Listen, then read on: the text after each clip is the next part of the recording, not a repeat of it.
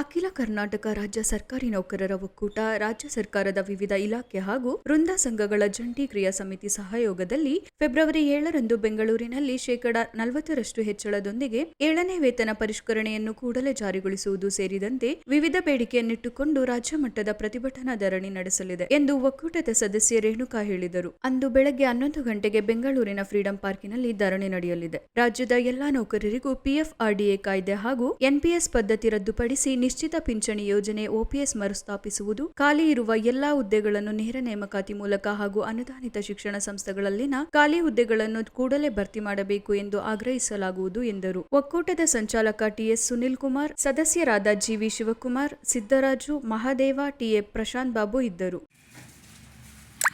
ಮತ್ತೊಮ್ಮೆ ನಮಸ್ಕಾರ.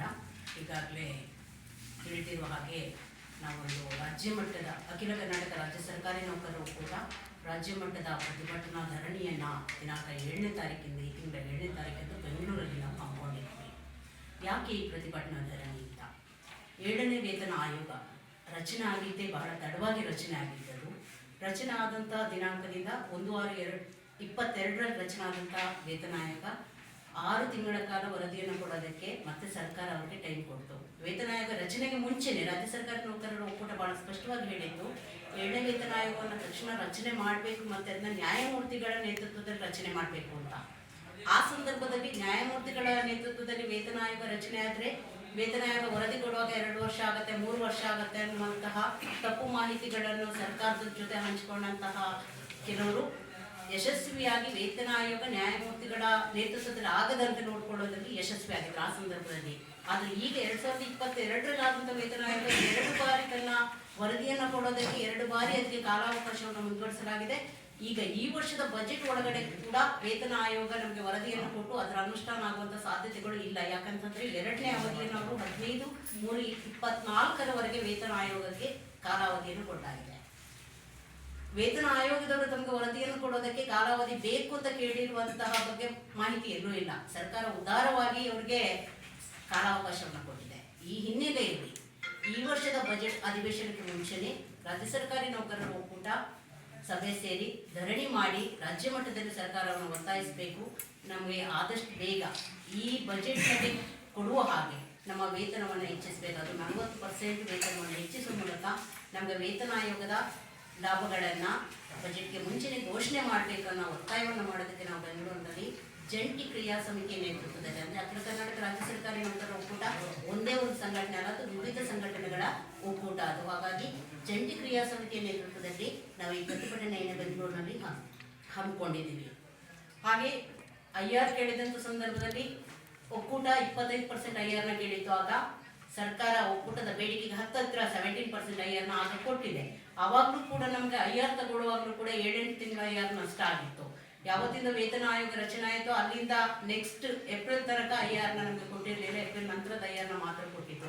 ಈ ಎಲ್ಲ ನಷ್ಟಗಳನ್ನ ಈಗ ಸರ್ಕಾರಿ ನೌಕರರು ಅನುಭವಿಸ್ತಾ ಇದ್ದಾರೆ. ಸರ್ಕಾರಿ ನೌಕರರಿಗೂ ಕೂಡ ಬೇರೆ ಜನಗಳಿಗೆ ತಾಕುವಂಥ ಎಲ್ಲ ಬೆಲೆ ಏರಿಕೆ, ಎಲ್ಲ ತೊಂದರೆಗಳು ನಮ್ಮನ್ನು ಕೂಡ ಬಾಧಿಸ್ತಾ ಇದ್ದಾವೆ. ಹಾಗಾಗಿ ತಕ್ಷಣಕ್ಕೆ ವೇತನ ಆಯೋಗವನ್ನು ರಚನೆ ಮಾಡಬೇಕು ಅನ್ನೋ ಬಹಳ ಮುಖ್ಯವಾದ ಬೇಡಿಕೆಯನ್ನು ನಾವು ನಾಡಿದ್ದು 7ನೇ ತಾರೀಕಿನ ಧರಣಿಯಲ್ಲಿ ಬೆಂಗಳೂರಲ್ಲಿ ಇಟ್ಕೊಂಡಿದ್ದೀವಿ. ಅದ್ರ ಜೊತೆಯಲ್ಲಿ NPS ಬಗ್ಗೆ ಈಗಾಗಲೇ ನಮಗೆ ಗೊತ್ತಿದೆ. ಬೇರೆ ಬೇರೆ ರಾಜ್ಯಗಳಲ್ಲಿ ನಾವು NPSನ ಕ್ಲಿಯರ್ ಆಗಿ PFRDA ಬಿಲ್ ಅಂತಲೇ ಕರೆಯೋದಕ್ಕೆ ಬಯಸ್ತೀವಿ. ನಾವು NPS ಮಾತ್ರ ಅಲ್ಲ, ಅದು PFRDA ಅನ್ನೋ ಒಂದು ಜಾಲದ ಒಳಗೆ ಇರುವಂಥದ್ದು. ಬೇರೆ ಬೇರೆ ರಾಜ್ಯಗಳಲ್ಲಿ ಚುನಾವಣಾ ಸಂದರ್ಭಗಳಲ್ಲಿ NPSನ ನಾವು ಹಿಂದಕ್ಕೆ ತಗೊಳ್ತೀವಿ, OPS ಜಾರಿ ಮಾಡ್ತೀವಿ ಅಂತ ಸುದ್ದಿಗಳಾಗಿದ್ವು. ಕೆಲವು ರಾಜ್ಯಗಳಲ್ಲಿ ಸರ್ಕಾರಗಳು ಬದಲಾದ ಹಾಗೆ ಈಗ NPSನ ವಾಪಸ್ ತಗೊಳಕ್ಕಾಗಲ್ಲ, OPS ಜಾರಿಗೊಳಿಸಕ್ಕಾಗಲ್ಲ ಅನ್ನುವಂಥ ಸುದ್ದಿಗಳು ಕೂಡ ರಾಜಸ್ಥಾನದಂತಹ ರಾಜ್ಯಗಳಿಂದ ಬರ್ತಾ ಇದ್ದಾವೆ. ಈ ಸಂದರ್ಭದಲ್ಲಿ ನಾವು ನಮ್ಮ ರಾಜ್ಯ ಸರ್ಕಾರವನ್ನು ಒತ್ತಾಯಿಸ್ತೇವೆ. ರಾಜ್ಯ ಸರ್ಕಾರ ಒಟ್ಟಾಗಿ ಕೇಂದ್ರ ಸರ್ಕಾರವನ್ನು ಒತ್ತಾಯಿಸಬೇಕಾಗಿದೆ. NPS ಮಾತ್ರ ಅಲ್ಲ, PFRDA ಬಿಲ್ಲನ್ನು ಪಾರ್ಲಿಮೆಂಟಲ್ಲಿ ವಾಪಸ್ ತಗೊಳ್ಬೇಕು ಅಂತ ಈ ಒತ್ತಾಯವನ್ನು ಕೂಡ ನಾವು ಈ ವರ್ಷ ಸರ್ಕಾರದ ಮೇಲೆ ಹಾಕೋದಕ್ಕೆ ಅಂತ ಈ ಧರಣಿಯನ್ನು ಬೆಂಗಳೂರಲ್ಲಿ ಇಟ್ಕೊಂಡಿದ್ದೀವಿ. ಅದರ ಜೊತೆಯಲ್ಲಿ ಖಾಲಿ ಹುದ್ದೆಗಳನ್ನು ನೇರ ನೇಮಕಾತಿ ಮಾಡಿಕೊಳ್ಬೇಕು, ಮತ್ತೆ ಅನುದಾನಿತ ಶಿಕ್ಷಣ ಸಂಸ್ಥೆಗಳನ್ನ ಖಾಲಿ ಹುದ್ದೆಗಳನ್ನ ಕೂಡ ಭರ್ತಿ ಮಾಡಬೇಕು ಅಂತ. ಖಾಲಿ ಹುದ್ದೆಗಳು ಅಂತ ಹೇಳುವಾಗ ನಾವು 2 ಅಂಶಗಳನ್ನು ಒಟ್ಟಾಗಿ ತಗೊಳ್ಬೇಕಾಗತ್ತೆ.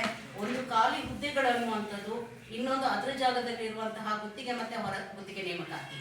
ನೀವು ಖಾಲಿ ಹುದ್ದೆಗಳನ್ನ ನೇರ ನೇಮಕಾತಿ ಮೂಲಕ ಭರ್ತಿ ಮಾಡಿಕೊಂಡ್ರೆ ಗುತ್ತಿಗೆ ಮತ್ತು ಹೊರಗುತ್ತಿಗೆ ನೇಮಕಾತಿ ಅನ್ನೋದು ಏನಿದೆ 2016ರಲ್ಲಿ ಸುಪ್ರೀಂ ಕೋರ್ಟ್ ಏನು ಆದೇಶ ಕೊಟ್ಟಿದೆ, ಅವರಿಗೆ ಸಮಾನ ವೇತನವನ್ನು ಕೊಡಬೇಕು, ಅವರ ಹುದ್ದೆಗಳನ್ನ ಹೊರ ನೇಮಕಾತಿಗಳನ್ನ ಮಾಡ್ಕೊಳ್ಳೇಬಾರ್ದು ಅನ್ನೋಂಥ ಒಂದು ಗೈಡ್ಲೈನ್ ಏನಿದೆ ಅದನ್ನು ಕೂಡ ಪಾಲನೆ ಮಾಡಿದಾಗ ಆಗತ್ತೆ.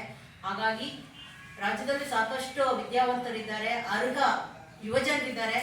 ಅವರು ಸರ್ಕಾರಿ ಸೇವೆಗಳಿಗೆ ಲಭ್ಯ ಆಗಲಿ, ಇಲಾಖೆಗಳಲ್ಲಿ ಗುತ್ತಿಗೆ ಹೊರಗುತ್ತಿಗೆ ನೇಮಕಾತಿಯನ್ನು ನಿಲ್ಲಿಸಬೇಕು, ಸಂಪೂರ್ಣವಾಗಿ ನೇರ ನೇಮಕಾತಿಯನ್ನು ಮಾಡಬೇಕು ಅನ್ನೋಂಥ ಒತ್ತಾಯವನ್ನು ಕೂಡ ನಾವು ಈ ಸಂದರ್ಭದಲ್ಲಿ ಸರ್ಕಾರದ ಮುಂದೆ ಇಡೋದಕ್ಕೆ ಬಯಸ್ತೀವಿ. ಈ ಎರಡು ಪ್ರಮುಖ ಬೇಡಿಕೆಗಳ ಜೊತೆಗೆ ನಾವು ಇನ್ನೂ ಒಂದು ನಮ್ಮ ಬಹಳ ಹಳೆಯ ಬೇಡಿಕೆ ಅಂತಲೇ ಹೇಳ್ತೀವಿ. ಈಗ ನಾವು ಕೋವಿಡ್ ನೆಪದಲ್ಲಿ 18 ತಿಂಗಳ ತುಟಿ ಭತ್ಯೆಯನ್ನು ನಮಗೆ ಸರ್ಕಾರ ಹಿಡಿದಿಟ್ಕೊಂಡಿದೆ. ಸರ್ಕಾರ ಅಗತ್ಯ ಬಿದ್ದಾಗ, ಸರ್ಕಾರ ಕಷ್ಟದಲ್ಲಿದ್ದಾಗೇನು ಸರ್ಕಾರಿ ನೌಕರರು ನಾವು ವೇತನವನ್ನು ಕೊಡೋದ್ರ ಮೂಲಕ ವಾಲಂಟ್ರಿಯಾಗಿ ಸರ್ಕಾರದ ಜೊತೆ ನಿಂತಿದ್ವಿ.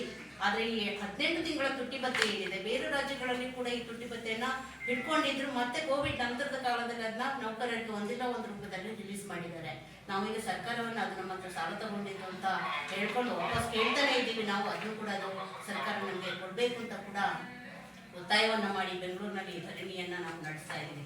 ಬೆಂಗಳೂರಿನಲ್ಲಿ ನಡೆಯುವಂಥ ಈ ಧರಣಿಗೆ ನಾವು ರಾಜ್ಯಾದ್ಯಂತ ವ್ಯಾಪಕ ತಯಾರಿಗಳನ್ನ ಮಾಡ್ಕೊಂಡಿದ್ದೀವಿ. ಎಲ್ಲ ಜಿಲ್ಲೆಗಳಲ್ಲೂ ಕೂಡ ತಯಾರಿ ಇದೆ. ಎಲ್ಲ ಜಿಲ್ಲೆಗಳ ನೌಕರರು ಕೂಡ ಅವತ್ತು ಬೆಂಗಳೂರಿಗೆ ಬರೋರಿದ್ದಾರೆ. ಹಾಗಾಗಿ ಬೆಂಗಳೂರಿನಲ್ಲಿ ನಡೆಯುವಂಥ ಈ ಧರಣಿಯ ಸುದ್ದಿಯನ್ನು ಮಂಡ್ಯ ಜಿಲ್ಲೆಯ ಮಾಧ್ಯಮಗಳು ಕೂಡ ಪರಿಣಾಮಕಾರಿಯಾಗಿ ನೌಕರರ ಮಧ್ಯೆ ಹರಡಿಸಬೇಕು ಅಂತ ನಾನು ನಿಮಗೆ ಹೇಳ್ಕೊಳ್ತಾ ನನ್ನ ಮಾತುಗಳನ್ನ ಮುಗಿಸ್ತೀನಿ. ಮುಂದಿನ ನಮ್ಮ ಬೇಡಿಕೆಗಳ ಬಗ್ಗೆ